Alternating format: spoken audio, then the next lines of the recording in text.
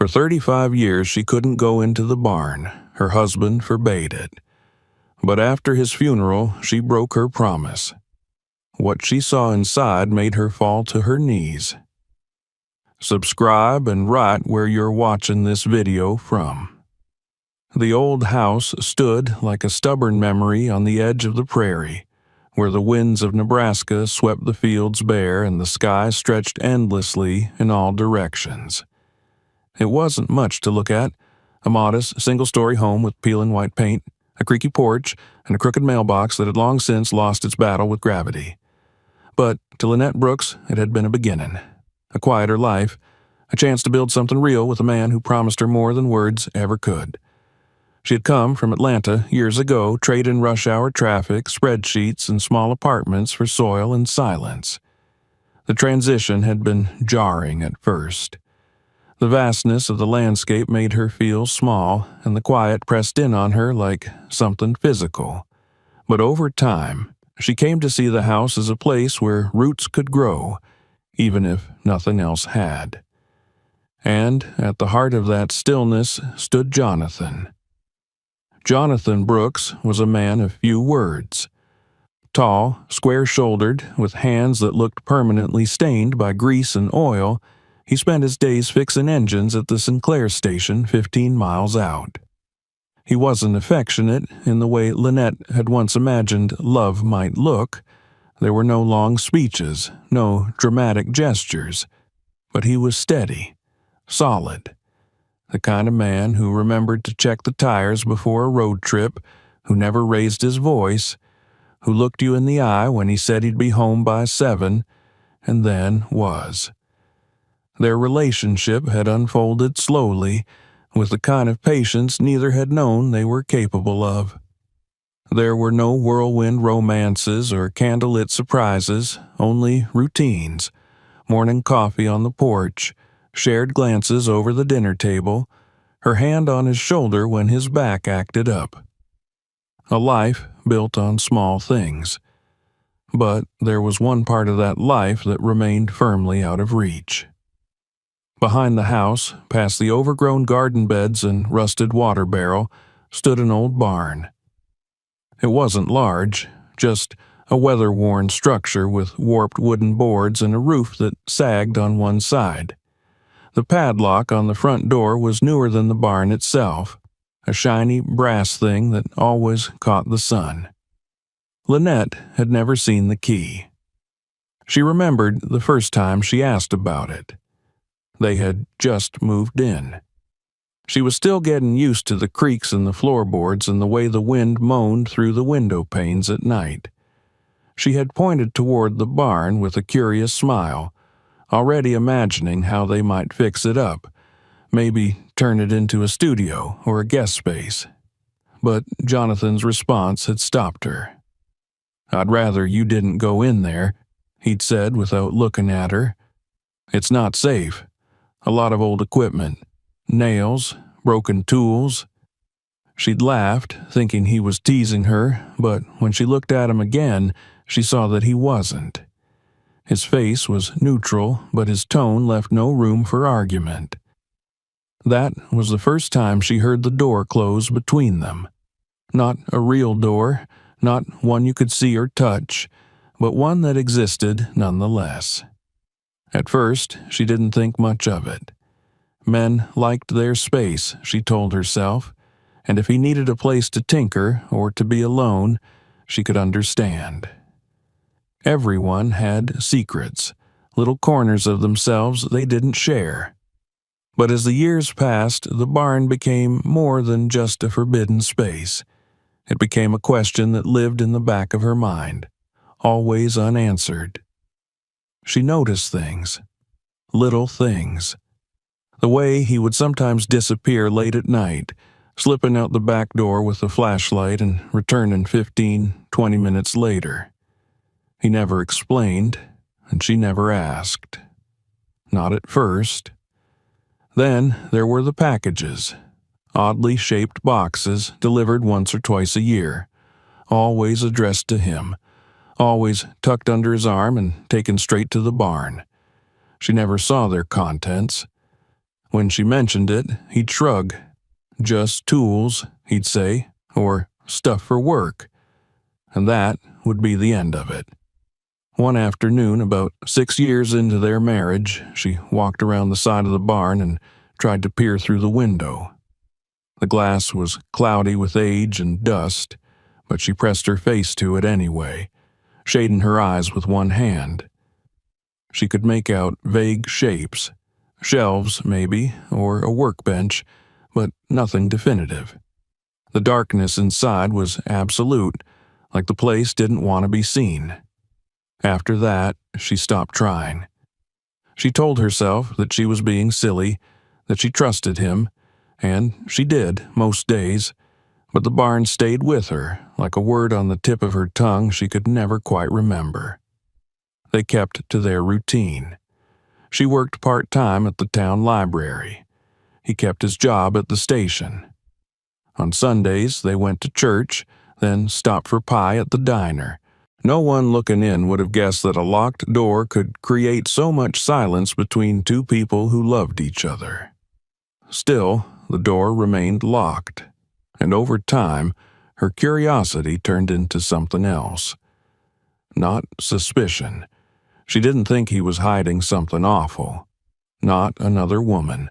Not a secret addiction. It was something deeper. Something older than even their marriage. Something that belonged to him before she ever did. Sometimes she imagined what it might be. A shrine to a lost love, a collection of letters he couldn't bear to throw away. Maybe something darker, guilt he carried from before they met. But no matter how wild the theories became, they always ended the same way, with her standing outside the door, hand on the latch, unable to go further. One night, they sat on the porch, watching the sky turn violet behind the cornfields. The air smelled of earth and dry grass. She turned to him and asked, not for the first time, "Why won't you let me see it?" He didn't answer right away. He sipped his beer, the glass bottle sweating in the heat, and stared out into the distance. "It's just not something I'm ready to share," he finally said. "Maybe not ever." She wanted to ask more, wanted to press, but there was a finality in his voice that kept her quiet. He wasn't angry. He wasn't hiding in the way liars hide. He was protecting something. She just didn't know what. Over the years, they tried and failed to have children. Fertility tests, specialists in Omaha, hopeful calendars, and dashed expectations. The grief came in waves, mostly unspoken. They stopped talking about it altogether. Instead, they let the silence grow, like ivy climbing the side of the house, creeping into corners, finding cracks. And still the barn stood, always in her line of sight. A presence that loomed larger than its size. She began to avoid looking at it altogether. It felt like betrayal. One morning, she found herself standing in front of it again. She hadn't meant to walk there. Her feet had brought her like they knew the way. She touched the padlock gently, as if it might respond to kindness. It didn't. It was cold and hard in her hand. The smell of old wood and time surrounded her. She closed her eyes and let herself wonder, for just a moment, what secrets could be so precious, so painful, that even love couldn't open the door.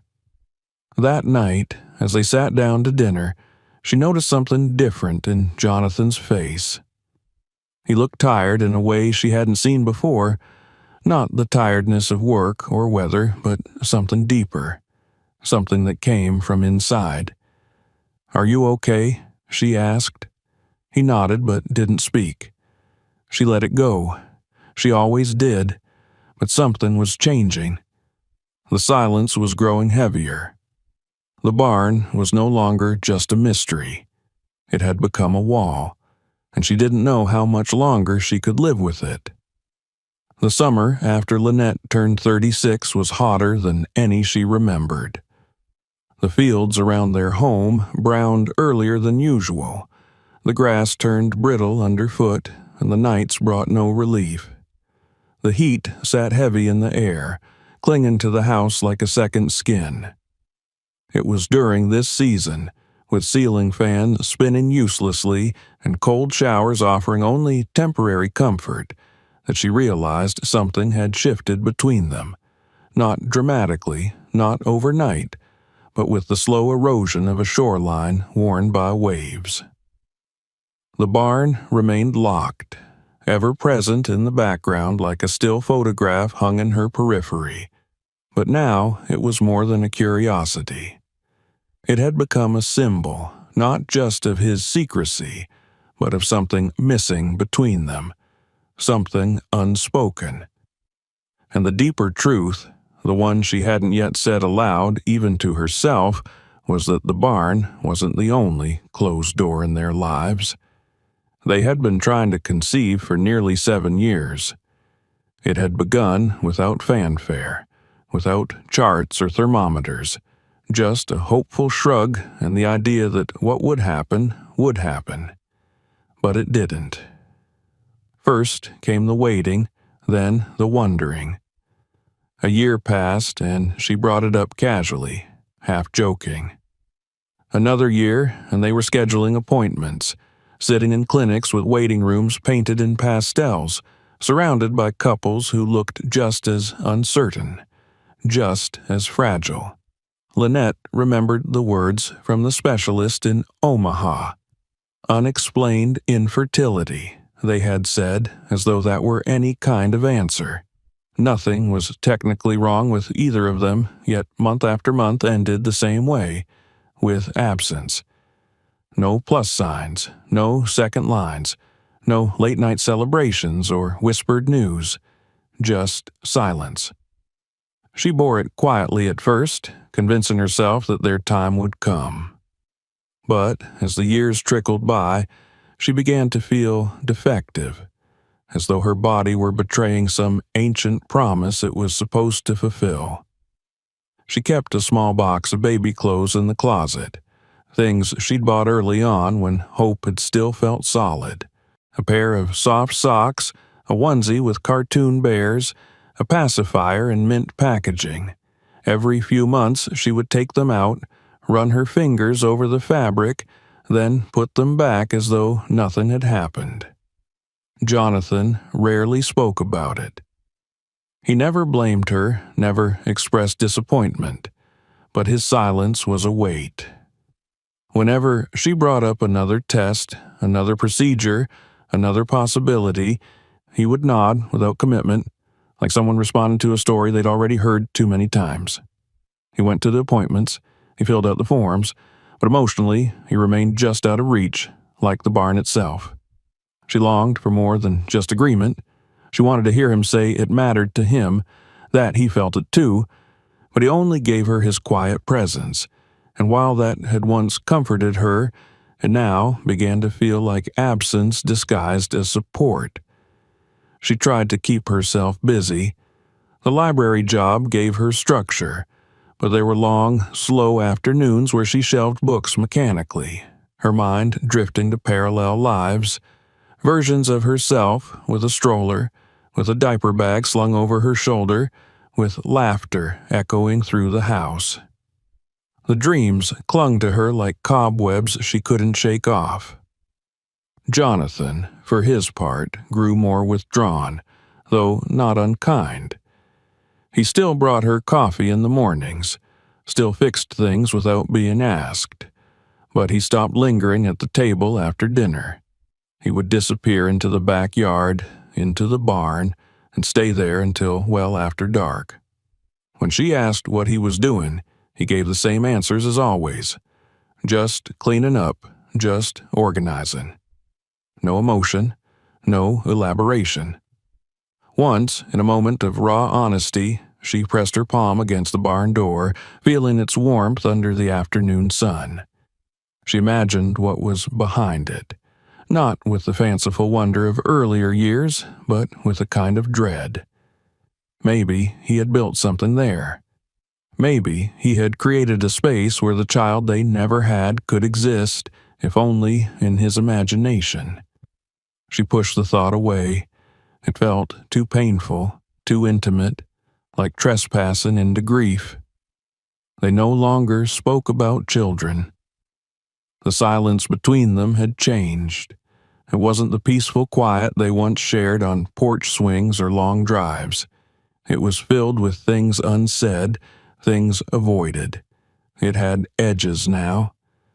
Lynette began to notice how Jonathan touched her less, not in rejection, but with a kind of reverence that bordered on distance.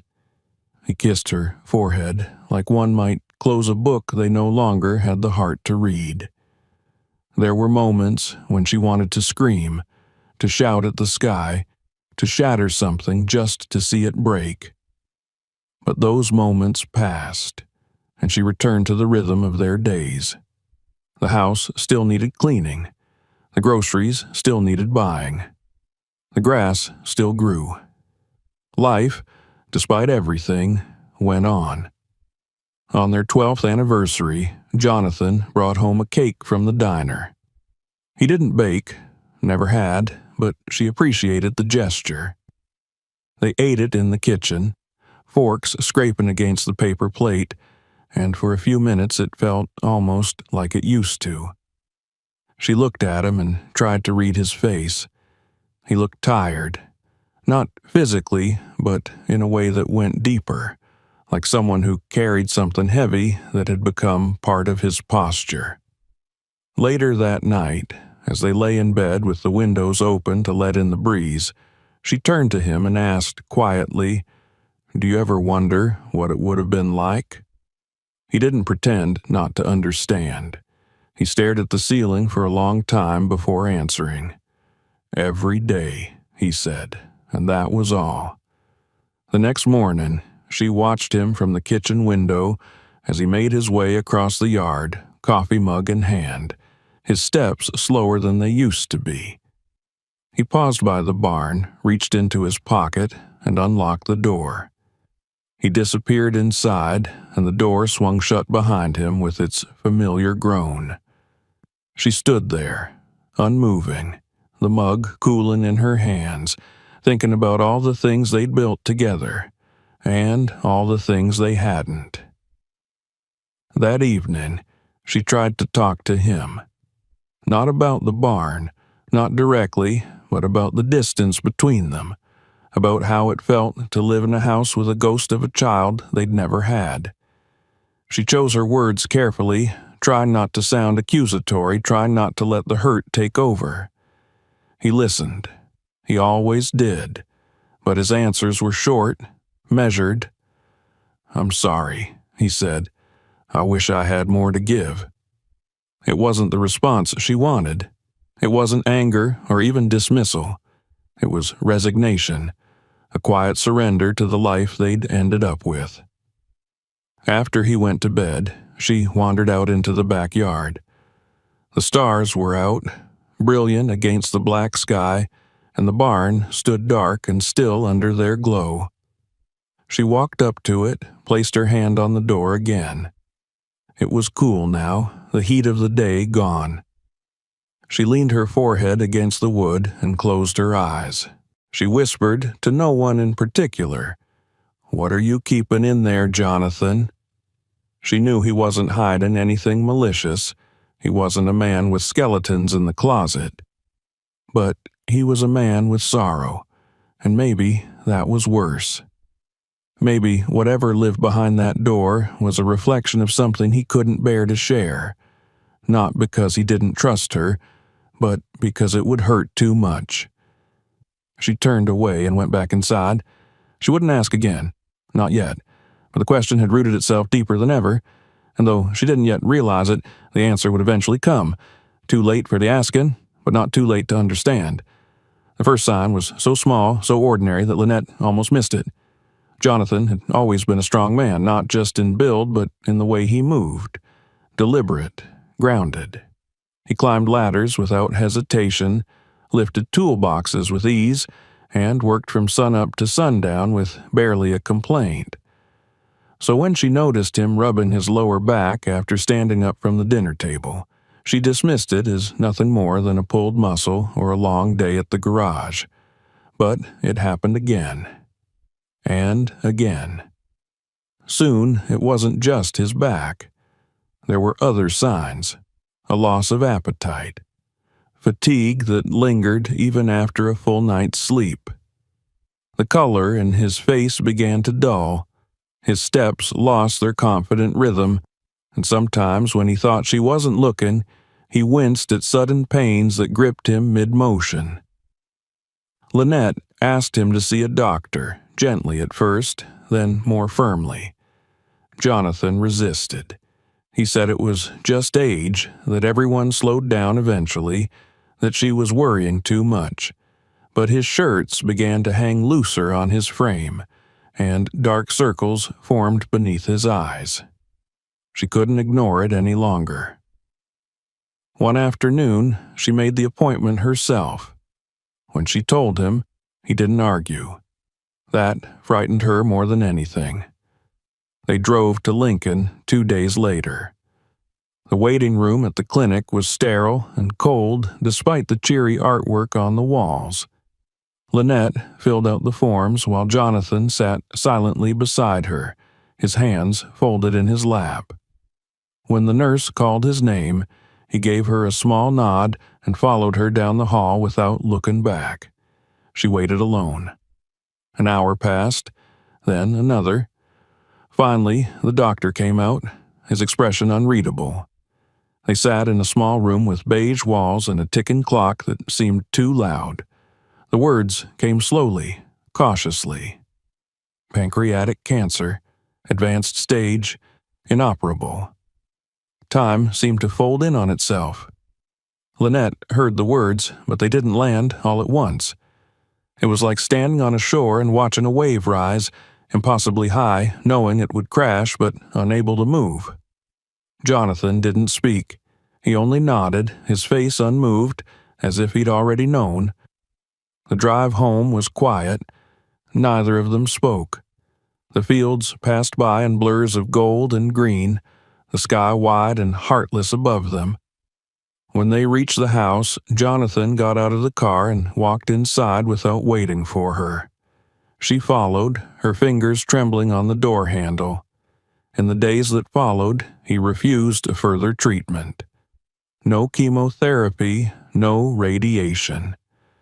He told her he didn't want to spend whatever time he had left lying in a hospital bed with tubes in his arms. He wanted to be at home, in his own bed, with his own coffee cup on the table and the familiar sounds of the creaking porch under his feet. Lynette didn't argue. She couldn't. If it had been her, she might have made the same choice. So she became his caretaker. She organized his medications, adjusted his diet, and helped him move around the house when he grew too weak to manage alone. She learned how to check his vitals, how to manage his pain. At night, she would sit beside him, sometimes reading aloud, other times just holding his hand as he drifted into restless sleep. The decline was both fast and agonizingly slow. Some days he was lucid and talkative, even cracking dry jokes that reminded her of the man he used to be. Other days he barely opened his eyes. His body withered before her, and no matter how tightly she held on, she couldn't stop the unraveling. It was during one of the better days, if such a thing could exist, that he brought up the barn again. She had been helping him into his chair on the porch when he placed his hand lightly on her wrist. His grip was weak but purposeful. "If something happens," he said, his voice thin as wind, "don't go in there." Lynette looked at him, startled. She hadn't thought about the barn in weeks. Her mind had been consumed with pill schedules, doctor's calls, the ache of anticipatory grief. The barn had become background noise. "I'm serious," he added, his gaze meeting hers. "Promise me, even after I'm gone." She wanted to ask why, to finally demand the truth, but something in his eyes stopped her. It wasn't fear. It was sorrow, a deep, old sorrow that she didn't understand. She nodded. "Okay," she said softly. "I promise." The words tasted bitter in her mouth, but she said them anyway. That night, as she helped him to bed, he whispered something else, almost too faint to hear. "I kept it for us," he said. "You might not understand, but I had to." He drifted off before she could ask what he meant. The following weeks were a blur of decline. Jonathan slept more than he was awake. His voice grew fainter, his skin cooler. Lynette stayed by his side through it all, holding onto his hand like it was the last thing anchoring her to the earth. Then, one morning, he was gone. He passed away in his sleep, his hand still curled loosely in hers. There was no drama, no final gasp, only silence. A final, irreversible silence. The house felt unbearably quiet in the days that followed. She handled the funeral arrangements with the detached efficiency of someone moving underwater. The service was small. A few neighbors came. A co-worker from the garage. A distant cousin she barely remembered. She stood alone by the grave, the wind tugging at her coat, as the pastor said a few solemn words. She didn't cry. Not then. Her grief hadn't found a place to land yet. It hovered just outside of reach, like a storm waiting for its moment. When she returned home, the first thing she saw from the kitchen window was the barn. Still standing, still locked, still waiting. At first, she tried to avoid it. She focused on sorting through his things, boxing up clothes, going through drawers, but everywhere she turned, there were reminders. His shaving kit on the bathroom shelf, the boots by the back door, the scent of him in the flannel shirts she could not yet bring herself to wash. Each day, the barn seemed to draw her gaze more insistently. It was no longer just a question. It was the only question. What had he kept from her? What truth had he carried to his grave? She would wake in the middle of the night and find herself standing at the window, eyes fixed on the dark outline of the structure. Once she walked out barefoot across the dew-soaked grass and stood in front of it, trembling. She touched the lock, half expecting it to fall open, but she didn't enter. Not yet.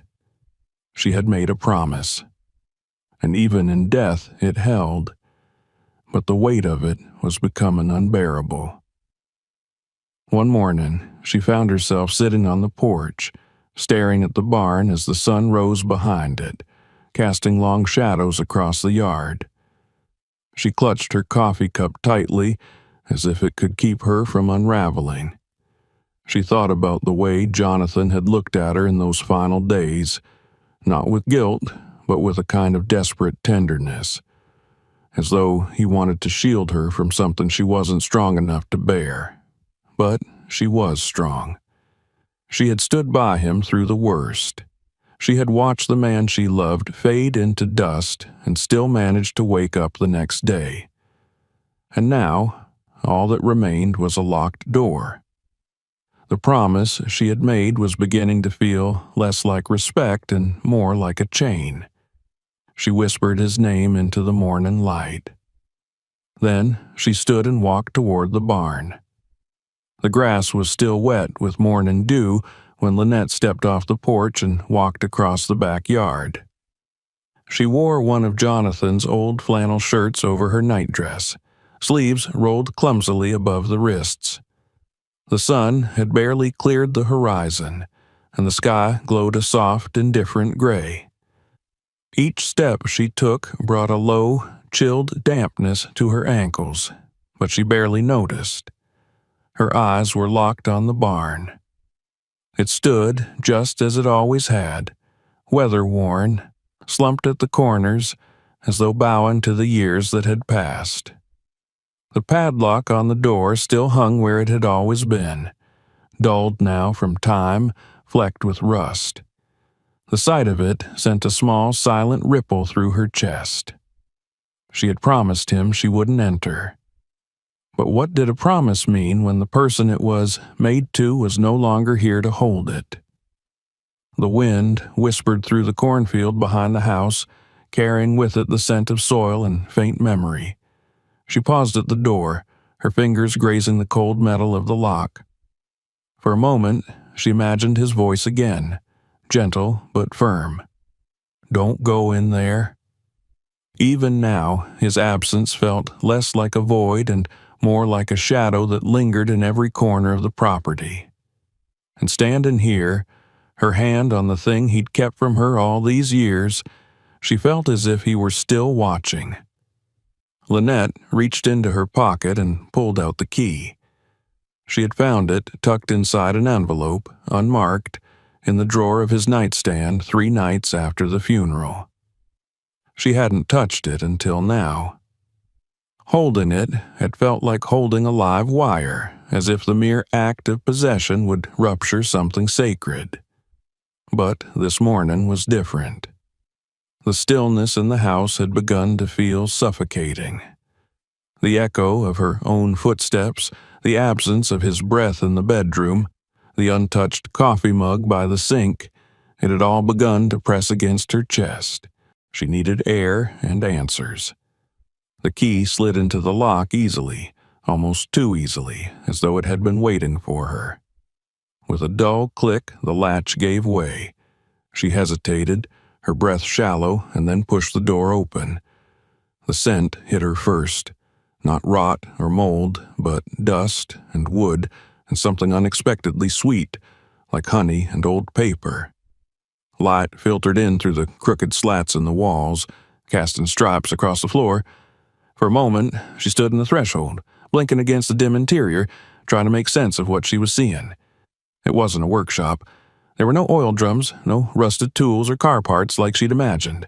Instead, the space opened gently into something else, something heartbreakingly unexpected. On the far wall, children's drawings were pinned neatly in rows. Bright, uneven sketches in crayon and marker. Stick figures holding hands. A lopsided sun in the corner of a page. A dog with spots and a blue collar. Above them, in large letters, were words that made her knees go weak. "For Mom and Dad, I love you. Our family." Beneath the drawings sat a small bookshelf filled with well-worn picture books and plush toys. A battered teddy bear leaned against the side, its ear nearly torn off. A wooden train set snaked across the floor nearby, as if someone had only just left the room and might return at any moment to resume play. In the corner was a crib. Real. Wooden. Sanded smooth and painted white, though the paint had begun to peel. A small, knitted blanket lay inside, and on the pillow was a stuffed elephant, its ears sagging but its button eyes still alert and gentle. The sight of it made her press a hand to her chest. This wasn't just a storage space. This was a nursery. She stepped forward, slowly, as if afraid to break the spell. Each footstep stirred the dust, sending it swirling in thin tendrils. The air was warm, settled, familiar. Her fingers brushed the edge of a mobile that hung above the crib, wooden stars, carved and painted by hand, suspended by bits of string. They turned gently in the draft, as if moved by breath. It didn't make sense. None of it made sense. They had never had children. They had tried, year after year, until hope had become an old wound they stopped touching. And yet here, in this secret room he had built behind a locked door, Jonathan had created a world where their child had existed. On the small table next to the crib sat a notebook. A simple, spiral-bound school notebook, the kind she remembered from her own childhood. Its blue cover was faded, corners curled. She picked it up with trembling hands and opened to the first page. At the top, in his neat, blocky handwriting, were the words, "Diary of a Father. For you, my child, if you ever find this." Lynette sank to the floor. She turned the pages slowly, each line revealing a piece of a world she never knew he carried. The first entries were cautious, uncertain. "Today, I built the crib. I don't know if it's silly, if I'm setting myself up for heartbreak, but I needed to do something with my hands. I needed to believe it could happen. That you could happen. Your mother doesn't know. I don't think she'd understand. I don't think I even understand. But every nail I drove into that wood felt like I was building more than furniture. I was building hope. She read on, and the entries grew more detailed. He wrote about imagined milestones, first words, first steps, scraped knees, bedtime stories. He had given the child a name, though it was never the same twice. Sometimes it was Ben, sometimes Grace, sometimes just you. He wrote about the joy he felt just thinking about being a father, and the ache that came each time reality reminded him that it might never happen. I bought the elephant today. He has kind eyes. He'll guard your dreams, little one. I watched your mother planting sunflowers today. She looked tired. I wanted to tell her I still believe, but the words caught in my throat. So I came here and wrote them instead. Some days I swear I can hear your laughter. I know it's crazy, but it keeps me going. Lynette closed the notebook, her hands shaking. She looked around the room again and saw it with new eyes. Every object, every carefully placed toy and drawing was a testament to his quiet, unspoken grief, and to his love. Deep, patient, unwavering. He hadn't kept her out of the barn to punish her or to hide something dark. He had done it to protect the dream he built when life gave them no other option. A dream too fragile to survive outside these four walls. A sob escaped her, sharp and sudden. She pressed her forehead against the edge of the crib, her tears soaking into the old wood. The grief she had buried for years came rushing out all at once. Grief for the child they never had, for the man who had carried the weight of that loss alone, and for the woman she had been, blind to the depth of his sorrow. She sat there for hours. The sun rose higher, warming the roof of the barn, and the dust began to glow in the light. She didn't move. She didn't need to. For the first time since his death, she felt like she was in his presence again. Eventually, she stood and wiped her face. She walked slowly around the room, touching everything, each toy, each book, each piece of the life he had imagined for them. This place, once forbidden, had become sacred. She left the barn door open when she walked out. The wind picked up slightly, rustling the pages of the notebook she had left on the table. And though the space was empty, it no longer felt abandoned. It felt alive. For days after discovering the barn, Lynette drifted through the house like a sleepwalker. The world outside kept moving. Neighbors mowed their lawns, trucks rumbled down the country roads, the town's grocery store shelves shifted subtly with the change of season. But inside her world, time had collapsed.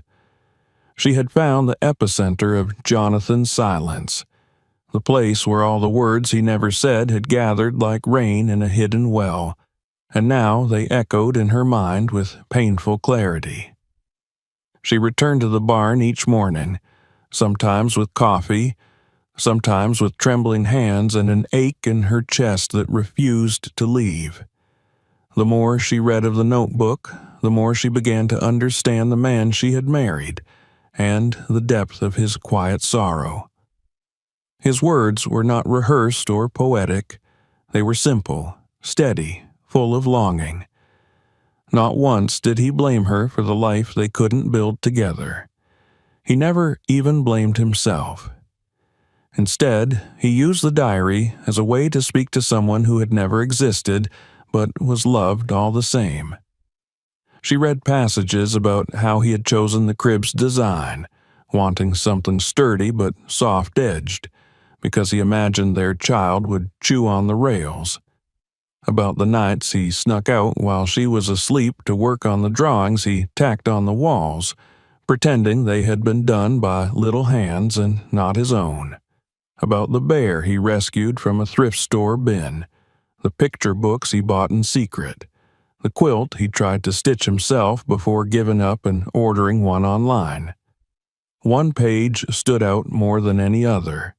It was written shakily, the pen strokes faint and uneven. You won't know me, not really.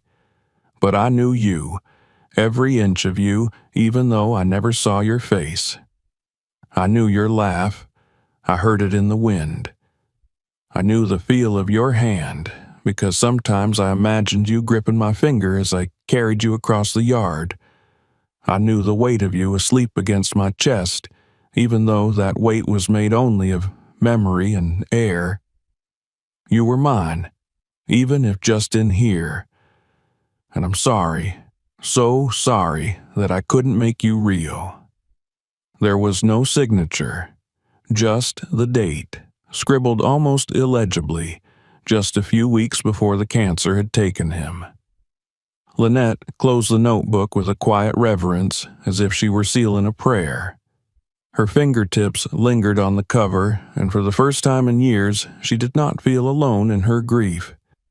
It was shared now, carried in every corner of the barn, in every dust-covered toy and penciled drawing. Jonathan had not merely escaped to this place. He had survived here, built something enduring out of the void they had both silently carried. Memories began to stitch themselves together in her mind, moments that had once seemed small and inconsequential but now flickered with new meaning. She remembered the first time he brought home a large, plain cardboard box without explanation.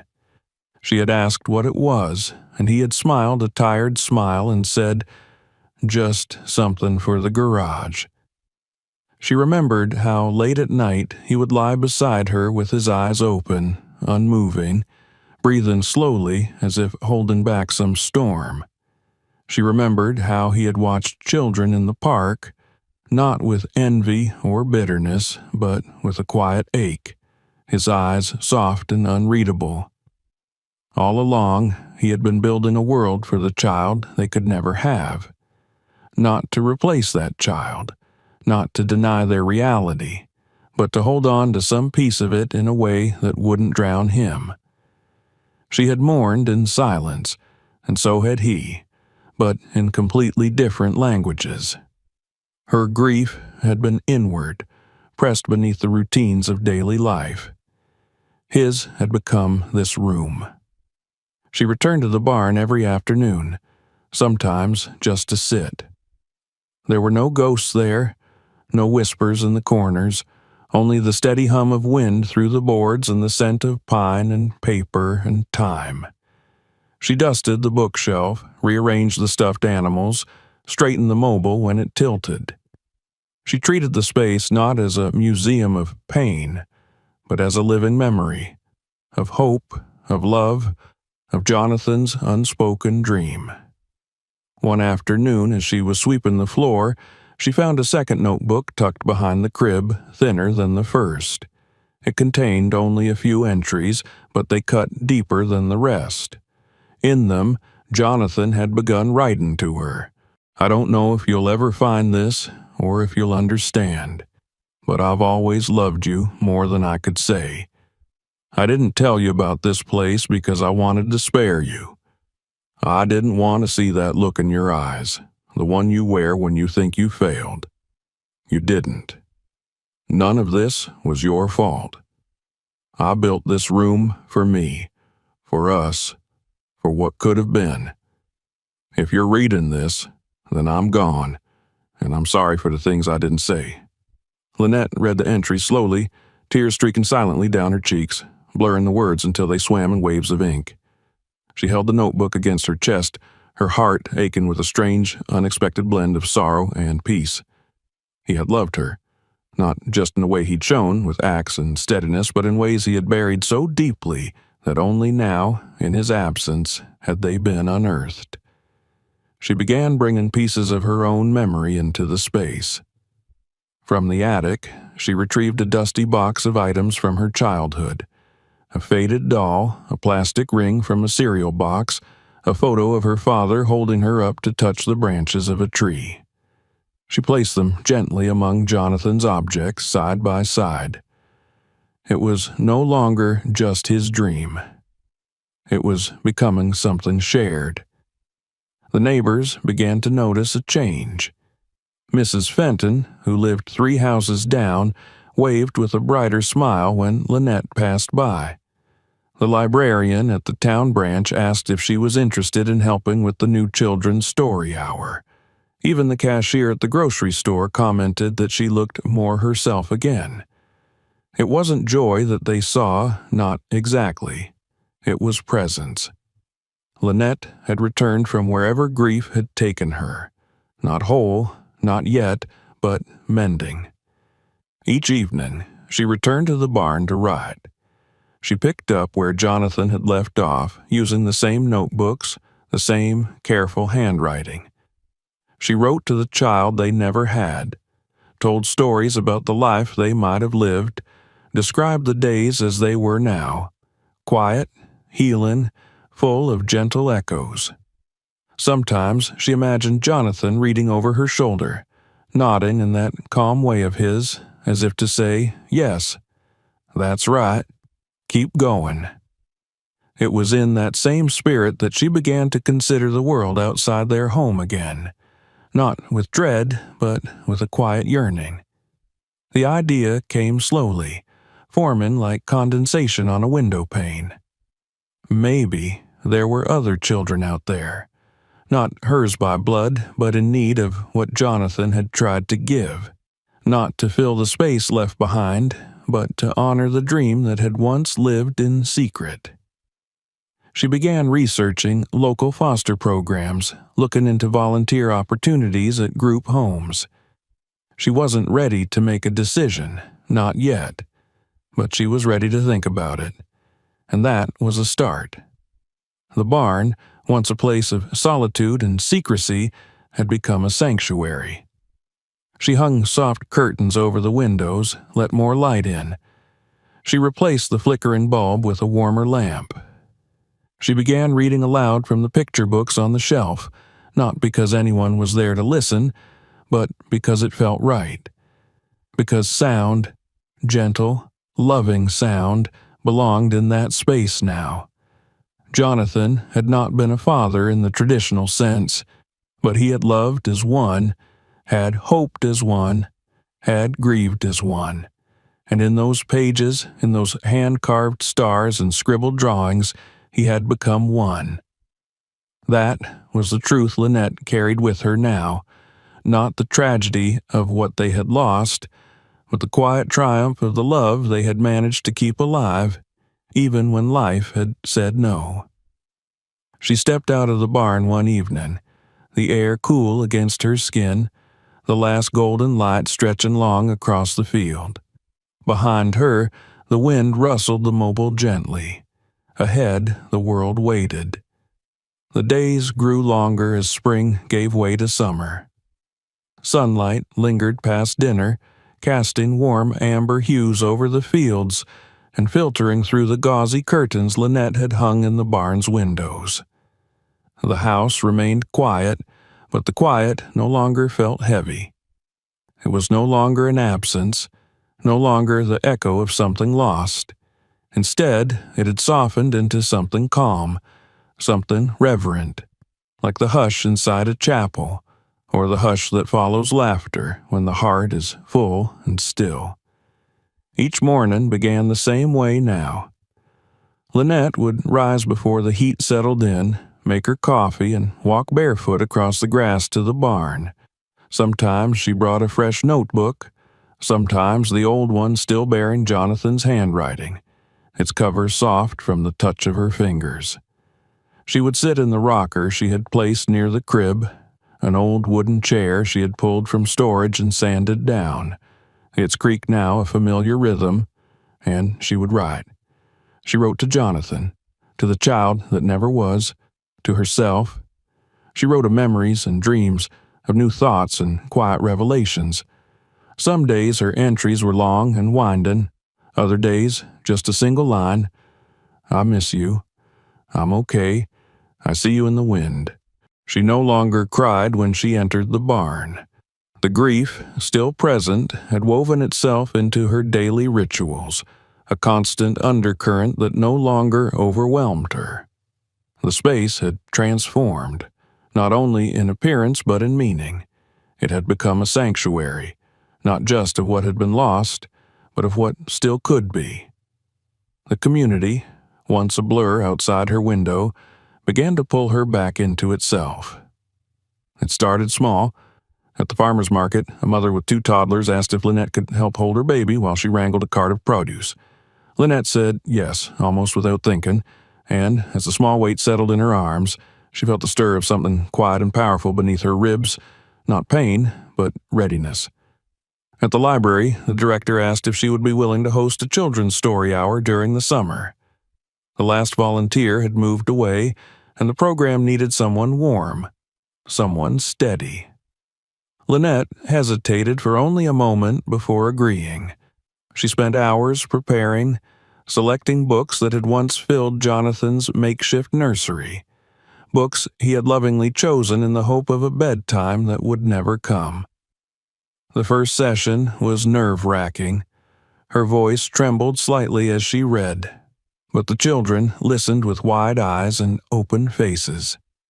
Their laughter filled the small room, bright and unfiltered, and for the first time in years, Lynette laughed with them, not the polite, strained smile she had worn in grocery store aisles and church pews, but real, spontaneous laughter that left her breathless and blinking back tears.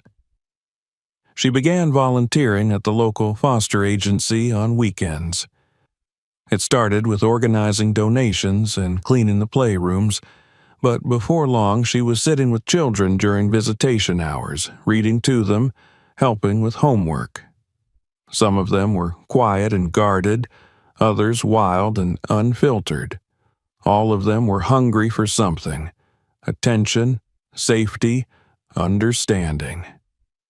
Lynette gave what she could, and in return they gave her moments of connection, of unexpected grace. The idea of adopting a child herself still lived far in the distance, like a mountain on the horizon, visible, possible, but not yet within reach. She didn't rush toward it. She wasn't trying to fill the space Jonathan had left behind. That space belonged to him, and always would. But the love he had left with her, that quiet, enduring, dream-shaped love, was too large to contain. It needed somewhere to go. One afternoon, while cleaning the barn, Lynette came across a small box she hadn't noticed before. It was tucked beneath a shelf, hidden behind a stack of blankets. Inside were slips of folded paper, dozens of them, each one marked with a child's imagined name. Some were common: Emma, Jack, Lily; others unusual, whimsical, clearly born of hope and fantasy: Cypress, Halo, Orion. On the back of each slip Jonathan had written traits: strong laugh, loves stars, curious and brave. It was as if he had conjured 1,000 versions of the child he would never meet, given each one a name, a personality, a life. Lynette spread them out on the rug, touching each one with gentle fingers. She wept quietly, not from pain, but from the sheer beauty of it, of how much space one heart could hold. She gathered the slips into a glass jar and placed it on the shelf next to the books. A tribute, a constellation of the children they had never met, but who had existed for them nonetheless. That evening, she made her way back to the house just as the sun began to lower, casting long golden beams across the prairie. She paused at the porch steps, looking back at the barn. Its door stood open, just slightly, enough for the light inside to spill out like warmth. It no longer looked like a forgotten relic. It looked like a living place, a space that breathed and held. She went to the kitchen and brewed tea, the scent of chamomile rising into the still air. On the table lay the latest letter from the foster agency. They were organizing a summer outing for the children and needed volunteers to chaperone. A picnic by the river, games, lunch under the trees. She touched the paper lightly, then reached for a pen and wrote her name on the sign-up form. That night, sleep came easily. She dreamed of Jonathan, not as he had been in those final days, frail and fading, but as he was in the beginning, strong, steady, his eyes full of quiet mischief. In the dream, he stood beside her in the barn, one hand resting lightly on the crib, the other holding hers. He didn't speak, but he didn't need to. She felt everything he wanted to say in the way his thumb traced the back of her hand. When she woke, the warmth of his touch remained. A week later, a traveling puppet theater came to the town green. It was the kind of event she and Jonathan might once have wandered past on an evening walk, pausing just long enough to listen before continuing home. This time she walked purposefully toward the crowd and found a spot on the grass among the children and families. She sat cross-legged, arms around her knees, watching as the puppets danced and tumbled across the tiny stage. The children around her squealed with laughter, their voices rising in delight. And then, as if pulled by an invisible thread, one small child, barefoot, tousle-haired, left his group and climbed into her lap without a word. He leaned back against her, as though it were the most natural thing in the world. Lynette didn't move. She simply wrapped her arms around him and watched the show. In that moment, something shifted inside her, not suddenly, not explosively, but like a door that had long been closed creaking slowly open. She didn't know who the boy was. She didn't need to. What she felt wasn't replacement or recovery. It was presence. It was light. When the show ended, the child ran back to his group without looking back. Lynette remained on the grass for a long time, her hands resting quietly in her lap, her eyes on the stage as the puppeteers began to pack away their world. That night, she returned to the barn as the sky deepened into violet. She lit the small lamp by the crib, sat in her rocker, and opened her notebook. The page was blank, waiting.